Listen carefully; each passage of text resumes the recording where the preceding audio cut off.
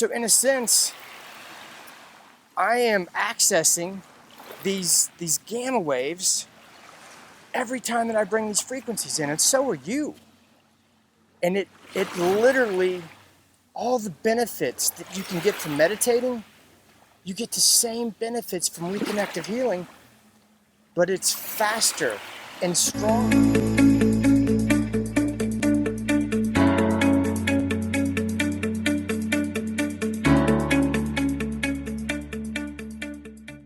Some people, no matter what you tell them, they're not gonna believe it. You say, I need scientific proof. Then you give them scientific proof. No, that's not that scientist, a different scientist. I want a scientist that agrees with my box of beliefs, because I'm not ready to open up my box of beliefs and let this in, because it'd mess up with everything I have going on. So, and that's cool. So I'm not trying to convince anybody that this is real. But there's been, like a dozen on these frequencies. And so two of them, I'll talk about two of them. The rest, if you want proof, scientific proof, then you're going to have to search out the information for yourself. So the two that I want to talk about is a study done by Dr. William Tiller. He's from Stanford. And so he heard about, these frequencies and these healings that were occurring. So he went to one of the Reconnection's training rooms when they were getting ready to, train these people. And so he wanted to do studies on the room, on the energy of the room. And so he goes ahead and sets up his equipment. And what he notices is that, like 6 hours before anybody gets there, the room is already starting to increase and increase before anybody gets there. And what he found was, he was measuring the excess free thermodynamic energy of the room. And what he found is that they were off the charts. So they were so out of anything that he ever anticipated that he thought his machines were broke. He literally thought that they were broke. And so he ended up coming back to, I believe, 3 other seminars just to check his equipment. And his equipment all said the same thing. And that the energy in those rooms, the excess free thermodynamic energy, had increased so much that to represent the change in normal energy, you would have had to heat the room by 300 degrees Celsius. That's 572 degrees Fahrenheit. That's how much you would have to increase the energy in the room to mimic the changes in this excess free thermodynamic energy that he was measuring. And obviously, the temperature didn't increase 600 degrees because everybody would be dead. But he was so astounded, because he said that, normal energy, like Reiki and, energy healing like that, it accesses electromagnetic energy. But the reconnective healing frequencies, they access something different. They access a magneto-electric energy. And this is what he's saying. This is this professor from Stanford. He's saying that it's a higher dimensional level of energy that includes this light and information. Now this is a scientist. This is the guy that's wrote 8 books, that's published 250 white papers, and he's a professor at Stanford. So if that is not enough, in fact, here's a little video right after this one that he's being interviewed about testing these rooms. And so you could just see, for yourself if that resonates with you. But one of my favorites, this is one of my favorites. They were going to test the gamma waves of the human brain. They're going to hook people up to an EEG machine and test the gamma waves. And so, man, I got something itching my ear. These bugs on this beach. You know, people think that, you know, why is he always shooting on the beach? It's because my kids are always screaming, my dogs are barking, and every room in that house has an echo. Like there's always this echo, man. I'm just done with the echo. So that's why I'm always shooting on the beach. Plus, I think better when I walk. So they hook people up to an EEG machine, and they're testing the gamma waves. And so what they found is when they were, you know, testing all these people, that people have a certain baseline.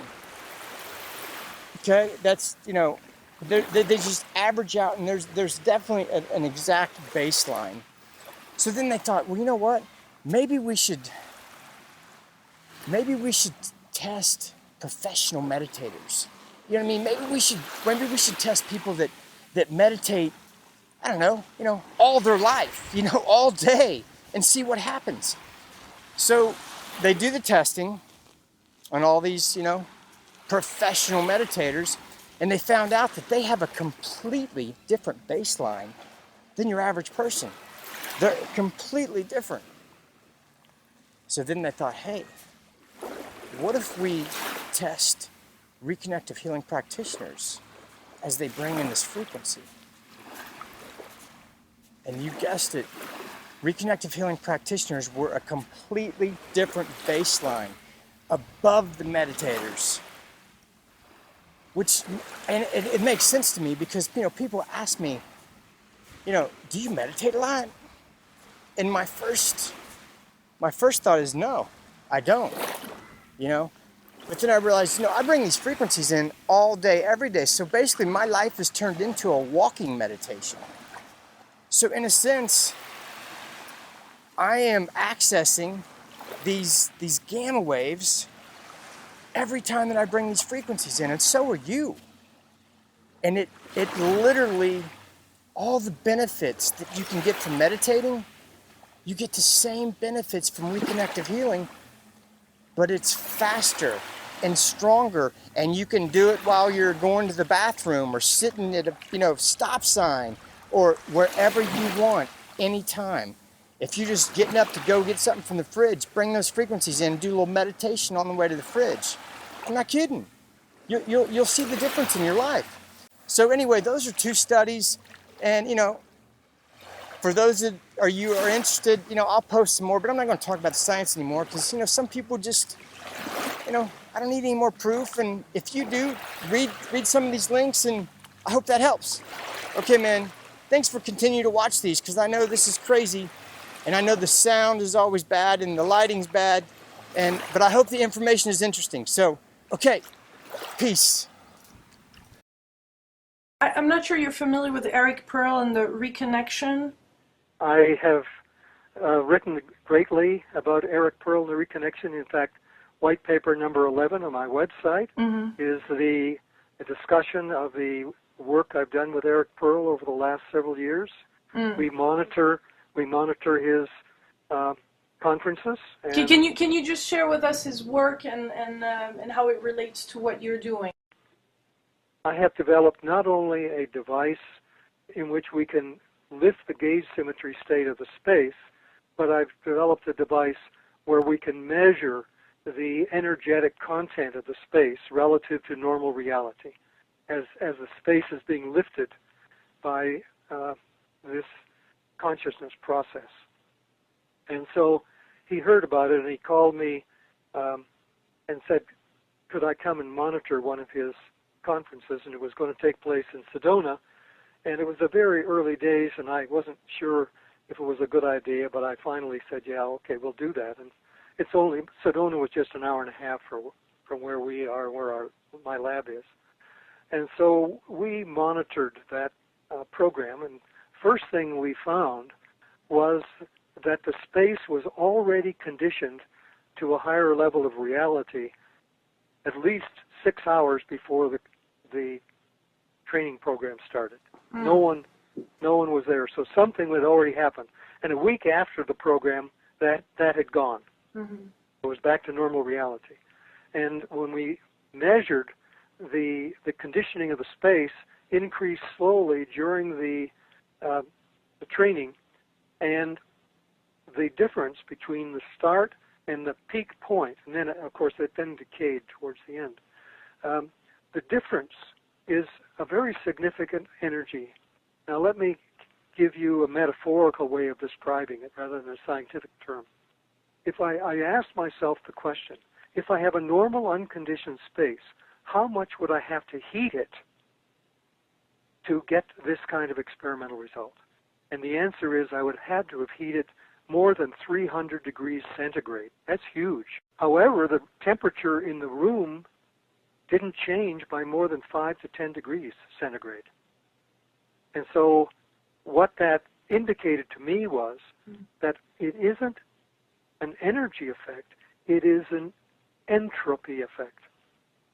Now what that means is during the training program, the information is exchanged. Information is being created.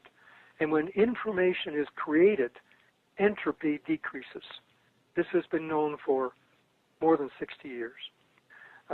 So in essence, in the process of the Eric Pearl Reconnection Healing, it is that people are building infrastructure into themselves. Therefore, information is growing in the universe, which means the thermodynamic entropy is decreasing, which means that nature is restoring itself. You know, back in the 1920s, we knew that normal entropy in processes of nature were increasing with every process, and therefore people were saying that eventually the universe would go cold and everything would die. Well, that's not true any longer, because if you build infrastructure into people and into spaces, then information is created. And when information is created, entropy decreases, which means that we humans, by this process, are restoring information. We're restoring the thermodynamic potential of our universe. It's part of the reason, I suspect, why humans are here on this planet. In any event, we went further in subsequent reconnection healing processes. We have measured the space, and we find whenever the audience is paying attention to what is going on in the training program on the podium, we find that the thermodynamic free energy of the space goes up in magnitude. And whenever the people are standing up and walking around and talking to each other, the thermodynamic potential goes down. And there's very little temperature change in the room, so this is basically an entropic process. We clearly see one-on-one there is this change, and we can measure that change. So we have monitored 5 reconnection healing workshops. I have lectured at 3 of them, the last one in Amsterdam back in November. So in essence, there is something there, and it is quite profound, and it is effective. It can heal all of us. All of us have this capability because the human acupuncture meridian, and we'll call it chakra system in the higher dimensional aspects of the universe, these are all at the coupled level of physical reality. So focused, sustained human intention can allow us to do all these things. Some people are more gifted than others, so some people have to work harder to develop these capabilities. Yeah. No different than sports or music or any other human gift. As we get healing ourselves, and as we receive that healing ourselves, by the simple fact that we're healing that, does it heal something else in this? It heals the space. It heals our world. Okay, there we go. That's what I wanted to make sure I understood. So chemicals are going to become useless. Ultimately, yes. Basically, they don't become useless. We can manifest them ourselves. Basically, that the ultimate the ultimate instrument is the human. Mm-hmm.